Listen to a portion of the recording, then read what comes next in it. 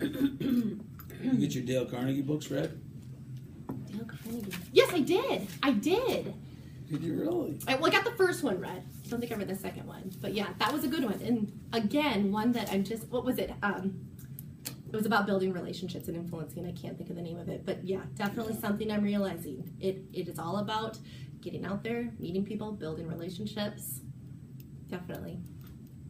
How is that different this year than it was in the past as a SAM? Hugely because as a consultant, oh. You're the outsider coming in. Mm-hmm.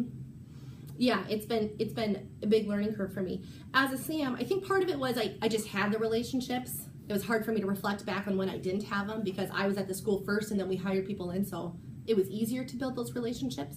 But, and even then, my perspective was, I love the relationships and they're important, but let's focus on the work, and let's focus on the student, and let's focus on the mission. Because I think I took the relationships for granted that I had. So then switching roles and becoming a consultant, I wanted to jump right in and let's do the work. Let's look at the kid, let's look at the progress, let's make some changes, let's talk about how I can help you. And it didn't go as well. You know, it went okay, but I saw it go so much better after a few months, after I'd had those relationships built. The work got better, the outcomes got better. And so, you know, already thinking about next year, if I'm in this consultant role next year, what am I gonna do differently? I'm going to focus more on that relationship those first couple of months. If I get an administrative job, a principal job, what will I do differently? Man, I'm gonna focus on building those relationships. And not, I think, I used to be really turned off by all the relationship talk because I would think of it as more like fluffy, superficial, which that turns me off.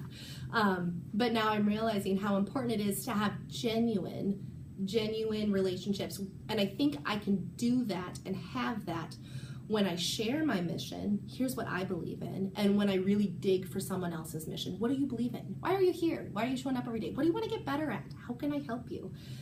Building the relationship along that context is much easier for me, and I think the other stuff can fall into place once you've got that set in stone. So yeah, it definitely has changed my perspective on how I want to move into a future role. Mm-hmm. Oh, imagine I would have. Mm-hmm. Christy, your enthusiasm and effervescence and just your personality brimming with what appears to be confidence. And do you ever run into some people who are not offended by that, but are a little bit suspicious, a little bit defensive, saying, oh my gosh?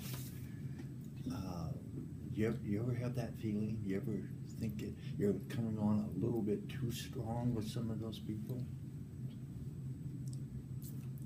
Yes. Yeah, I try to watch it, you know, I try to read the context of the group I'm talking to. Sure. You know, I was excited about going into my role as a consultant and really helping them help kids.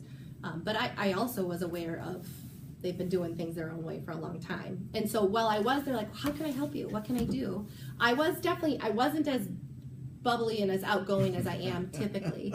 I do reel it in, and I do get shy, and I do try to read the context a little bit.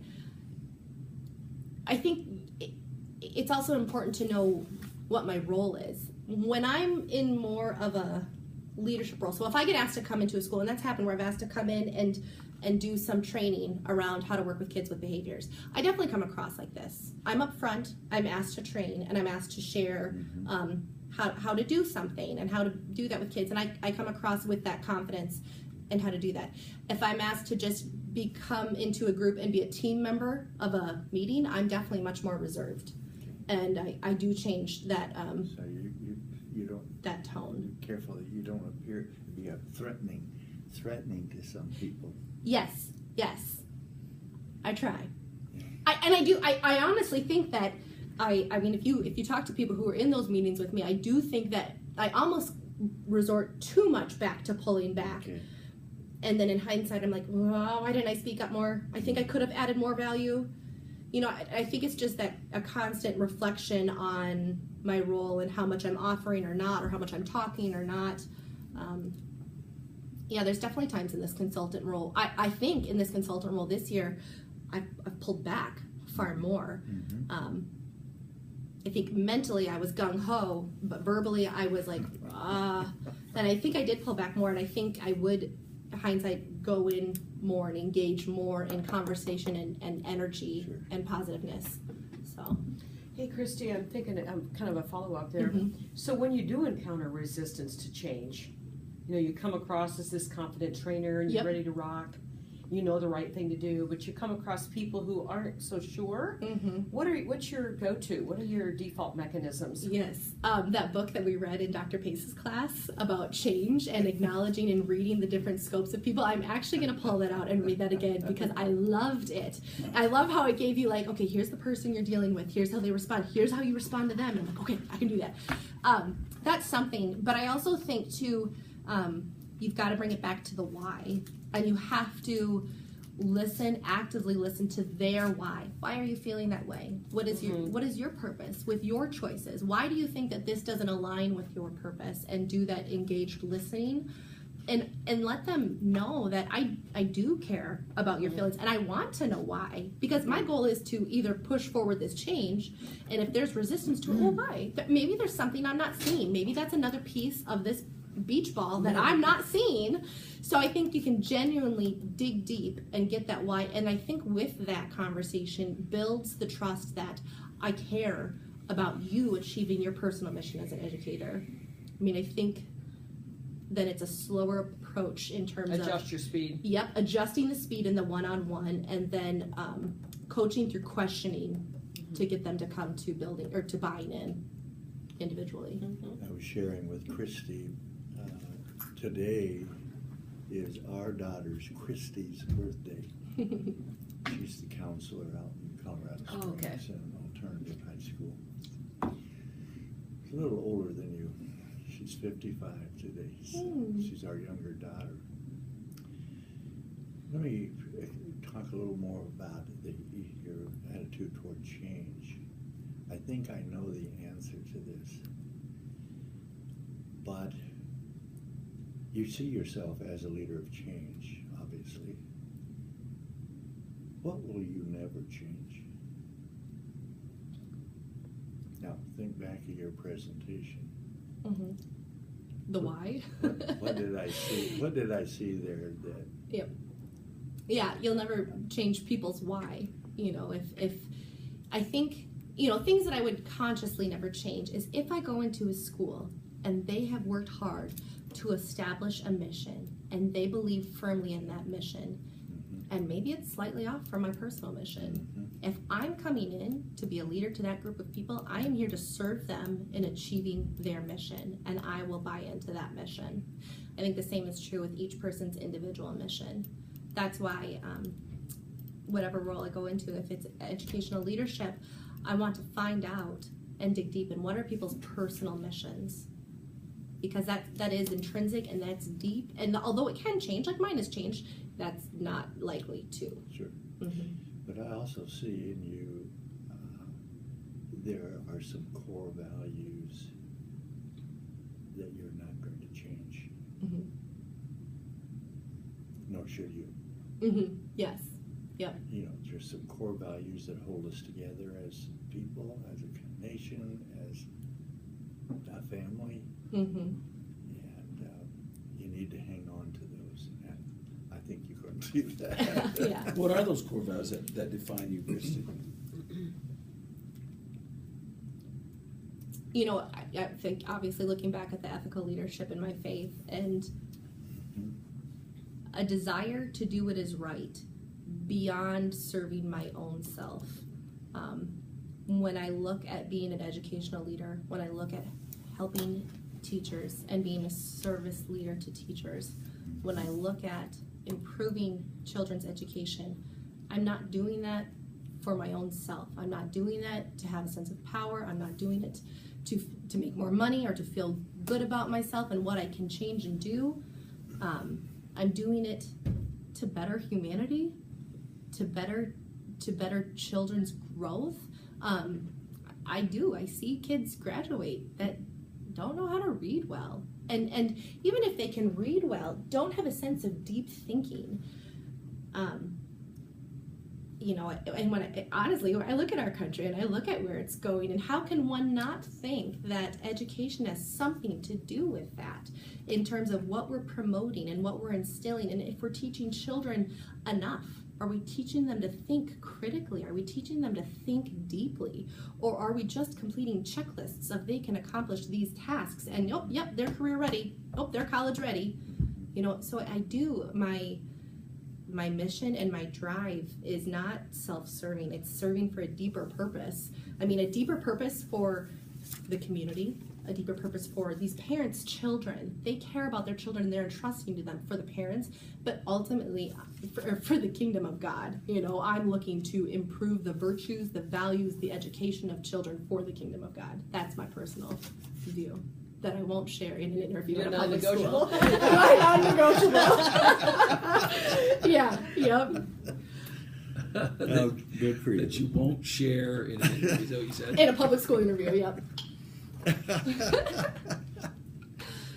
I'll share all the rest though. You should. Yeah. Yeah, you may not want to go as far as that last part. I know, yeah. It can make But it I a little don't think, uncomfortable. yeah, but I don't think it's necessarily a bad thing No, to I say don't you're either. a practicing I Christian. don't think. No. I But would never. the but I'm kingdom just- of God piece. Yeah. Well, and I'm not I'm just indoctrinating saying your that children to be Christians. whoever yeah. depends on who the interviewees Yeah, are, yeah. that Sure. they may Sure. want to back off, Mhm. and you don't ever want to put them in that situation. Yep, absolutely. You just have to know your legal boundaries. Mm-hmm. Mm-hmm. There's one other thing you mentioned a couple of times, and that had to do with vision, the school vision, and so forth. And you said, "I want every single person to agree." Are you not going to move forward till everybody's on the bus? No. I think you get Because Yep, they're there's gonna some get people who won't hangers get on on. the They're bus. never going to get on that bus. absolutely. I think looking at change. I mean, if you have that buy-in, majority buy-in, which would occur if everyone's working together to create the mission, majority, that's enough to move forward. And like we talked about, doing those individual conversations and coaching others along.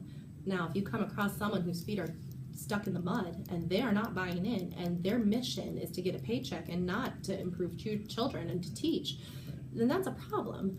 And so I do think that I do want everyone's buy-in to the mission, and it may take some longer than others, but if your feet dug in the mud and you're not buying into the mission, then you're not doing your job, and therefore shouldn't be part of the team.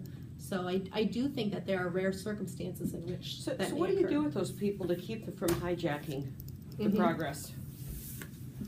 You know, the first step is always the coaching. Yeah. You try to change through coaching, and if not, then you have those conversations with them of, this is the mission. I've tried working with you. I see that you are not interested in it. Let me know what else I can do to help you become interested in it, but here's the expectation. Mhm. Be positive about it, and do meet the expectations I'm asking of you for your job. Otherwise, then this is the consequences of what will happen. That's You where know, your Susan Scott Fierce conversations come in. Yep. Here's how that's impacting the people around you and the students on our mission. So yeah, definitely. I think coach when you can and confront when necessary. So Christy, have you professionally now, share with us a time when you made a mistake or an error, and how did you handle that?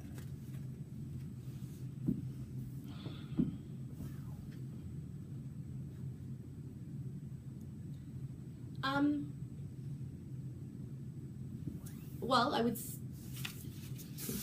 I've got two I'm thinking of, but I'll pretend I really struggled to come up with one. I know, That's good. Yeah.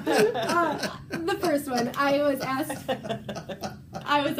My first year as a SAM, and I was also our Boys Town coach. So I was also asked to coach teachers on their instructional strategies around dealing with behaviors. And I was too zealous, too eager. I had a brand new teacher. She was older than me. And so I had been there longer, so I had that confidence. And I felt like I could come in and just say, here's what you're doing, and it's not this, do this. And that's how I coached, and it was not effective. And at the time, I wasn't seeing why it wasn't effective. The following year, when she hadn't made progress,